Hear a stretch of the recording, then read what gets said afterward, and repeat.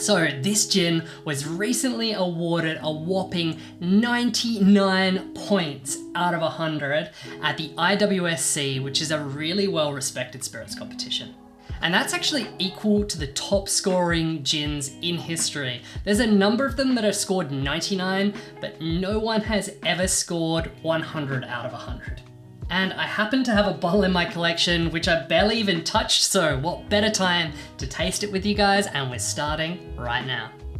G'day folks, for those of you new here, my name's Tim and welcome to Tim and Tonic, where we discover the world's best gins and how to drink them. The gin we're trying today is the Seppeltsfield Road Barossa Shiraz Gin. Quite a little mouthful there, a little bit of a tongue twister to get the full name out. So Seppeltsfield Road Distillery is quite obviously named after the famous street that the distillery is located on, and more so famous for wine rather than gin.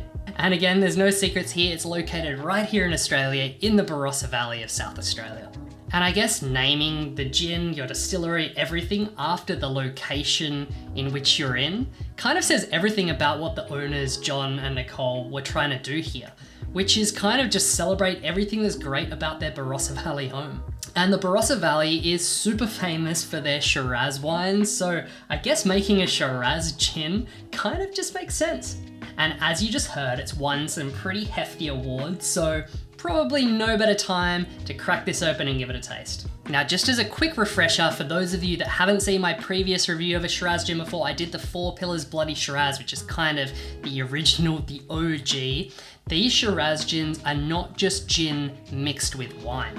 What they actually do is they take their gin and they infuse it with the whole fresh Shiraz grapes. Because Shiraz, after all, it's just a type of variety of grape, right? It doesn't necessarily mean that it's already been fermented into wine. And because of the lack of that fermentation process, the flavor can be quite a bit different. So sometimes, even if you're not such a fan of Shiraz the wine, you may still like these gins. Anyway, I can't wait any longer. Let's just crack this open, give it a taste, and see what we're in for.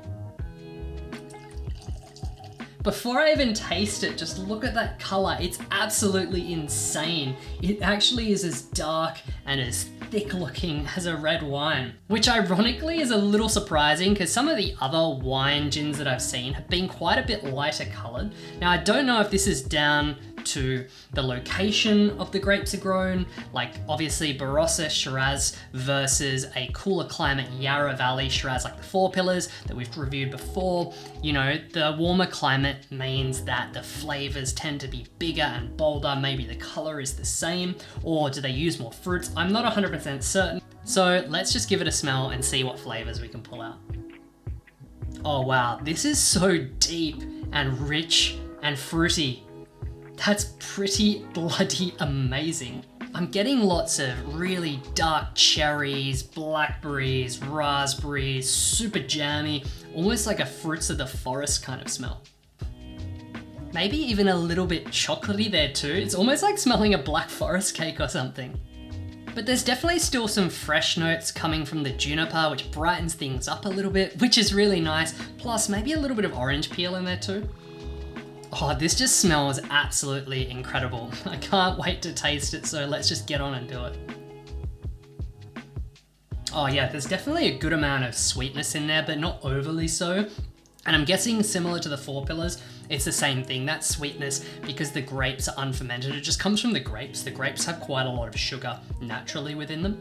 But that sweetness, it really dries out and becomes well balanced on the finish, which is quite nice. But those really fruity kind of berry notes that I got on the nose, they're not quite the same on the taste. It becomes more rich and dried, like dates and prunes and sultanas, raisins, kind of those fruity flavors. Maybe even a little bit of maraschino cherries. Plus there's a good whack of baking spices in there too. A little bit of Christmas cake vibes going on here. That orange peel, really kind of dried candied orange peel coming through as well. And definitely again on the finish, those tannins coming through from the grape skins, really drying everything out. This one, I think, more so than the other ones that I've tried, definitely has more of that wine character to it, even if I said, you know, those grapes are not fermented like a wine. Now, I already talked about it quite a lot, right? And it was kind of unavoidable because Four Pillars is the OG of Shiraz and even wine gins. They practically invented this whole category, which has just exploded in Australia. So I guess we're gonna have to taste it in comparison to the original Four Pillars Bloody Shiraz. So let's grab a glass, crack this bottle and see exactly what they're like side by side. Okay, let's revisit our old friend, Four Pillars Bloody Shiraz. Oh wow, the first thing that immediately jumps out at me, having just tasted the Barossa Shiraz Gin, is that the Four Pillars one is way more citrusy. I'd also say the juniper and those kind of classic gin flavors are a little bit more prominent in here too. I would say the Four Pillars is also quite a bit more tangy. It's got a lot more acidity than the Barossa Shiraz Gin does. I don't know if that's because this bottle here, I've had it for a little bit already. It's been open for a little while and it's kind of changed over time. I don't know, if you've had the same experience with Four Pillars Bloody Shiraz and it going a little bit more acidic, let me know down in the comments below. But coming back to the Barossa Shiraz Gin, oh, it's really just so much more complex. There's a lot more going on. There's so much more character coming from those grapes. It's richer, more full-bodied. It's just completely different. And again, I'm not sure if that's because of the climate difference as to where these two grapes are grown or how much grapes they use in comparison to the amount of spirit they use, but these two products are completely different.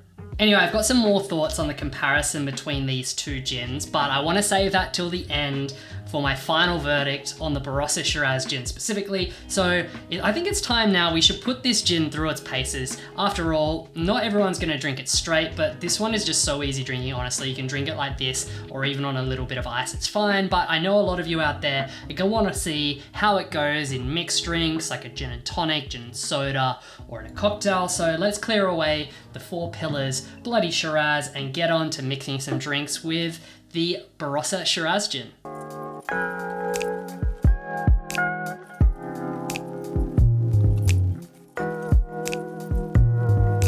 Okay, so this little serve that I've just made here is more or less exactly what the distillery recommends themselves and how to drink it. I've tried to stick to it as close as possible. After all, 99 points out of 100. So far, it's been delicious.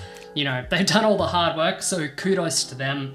Let's stick to how they recommend it. Their actual serve is not just the orange that you saw I put in, but it's actually Cappy Dry. I didn't have any of that at home, so I've used the Fever Tree, but I've used the light one. I think they've recently undergone a rebrand, so the light one now kind of looks almost exactly like their regular one, but light doesn't mean there's artificial sweeteners or anything nasty like that in it. It just means that there's a little bit less sugar in it, so that'll mean it just lets the gin shine. So let's give it a taste and see how it goes.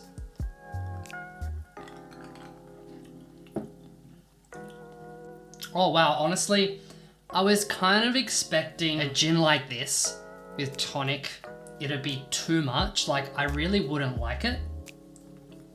But the bitterness with those fruity and wine flavors, I guess it does actually kind of work. There's one very famous cocktail that reminds me of, and that's a Negroni.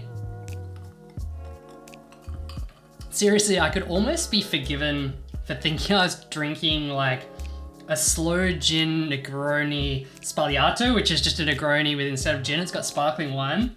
That's actually really good. So yeah, so far so good. I guess, not all of you like gin and tonics anyway, so let's try this out in a cocktail as well and see how it goes.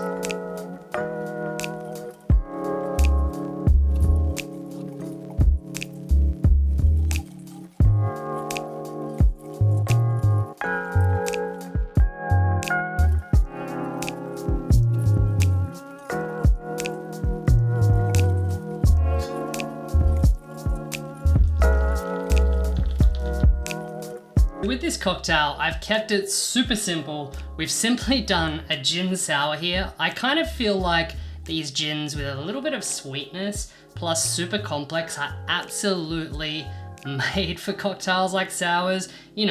lemon juice to balance out the sweetness, but it's still quite a blank canvas to let all the botanicals, all the flavors kind of just do their thing.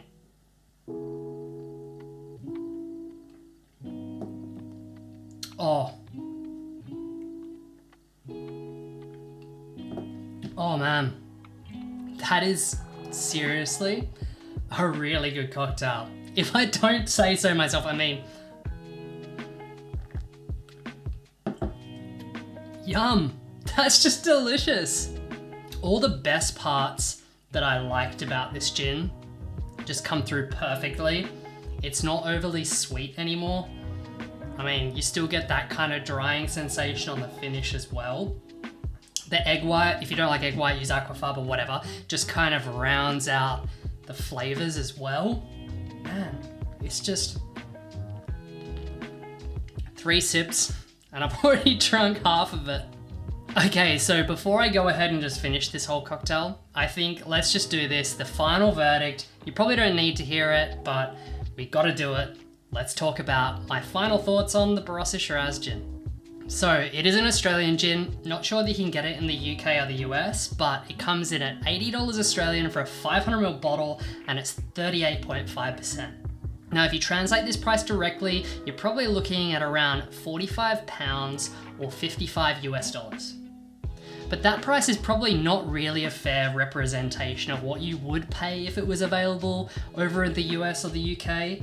I mean, here in Australia, we have some of the highest rates of taxation in the world. So more likely, if they were selling it directly to you, you would get something around £35 or $45 US. And that kind of puts it in a similar territory price-wise to something like Monkey 47 Plus, 500ml bottle, so similar to Monkey 47 too. But again, naturally, I should probably compare it to this guy, the Four Pillars Bloody Shiraz. So very similar spec in terms of price, everything. The only difference is this one comes in a 700ml bottle for $80. This one comes in a 500ml bottle for $80. So that makes it around 30 to 40% more expensive mil for mil if you compare it with Four Pillars Bloody Shiraz. And now, this is very much personal opinion, and I did a review on the Four Pillars Bloody Shiraz, which I absolutely love. I'll leave a link to that down in the description below. But I think, personally, I really love the Seppeltsfield Barossa Shiraz Gin, and I think I actually prefer it over the Four Pillars Bloody Shiraz. It's just so delicious, so rounded. You get all the flavors that they're going for. I just think it's a really, really delicious product. And I mean, you have to appreciate it for what it is, right? It's not trying to be like a London Dry, juniper forward traditionalist gin. It's really this kind of idea of a modern take that's relevant to Australia on sloe gin. So using regional grapes infused into gin to make it in that sloe gin style, which is pretty much what all of them do. But I think the best thing is they don't, like a lot of traditional sloe gins, dial down the ABV. So we've got 38.5% and 37.8%. So they've still got a whack of alcohol, not like those other ones which come down to like 25% and also are loaded with sugar. All the sweetness in these are natural. Now, 99 points out of 100, best gin I've ever tried in my entire life. I don't think I can go as far as saying that. I can probably go as far as saying 99 points out of 100, the best Shiraz, best wine kind of gin that I've ever tried though.